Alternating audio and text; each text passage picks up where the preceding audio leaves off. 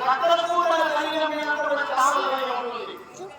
అదే విధంగా ఒక పెట్టుకుని పులికి కూడా తన ఒంటి మీద మొత్తం కూడా చావు కలిగి ఉంటుంది. అక్కడ మాత్రమే నక్కెక్కడ పులెక్కడ పులితో సమానమైనటువంటి అర్జునుడు వెళ్ళాలి. నక్కలతో సమానమైనటువంటి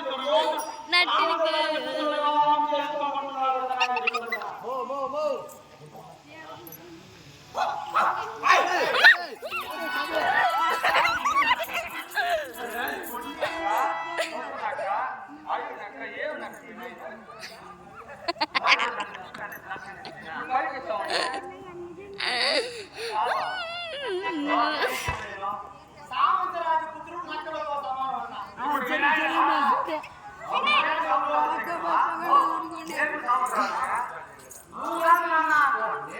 నువ్వు చూపించినటువంటి చిత్రపటంలో ఉన్నటువంటి సామంతరాజు పుత్రుడు అంటున్నారు. నక్కలతో సమానం నాన్న.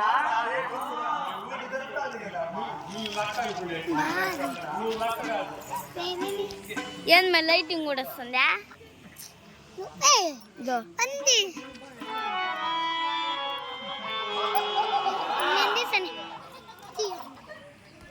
వైదికము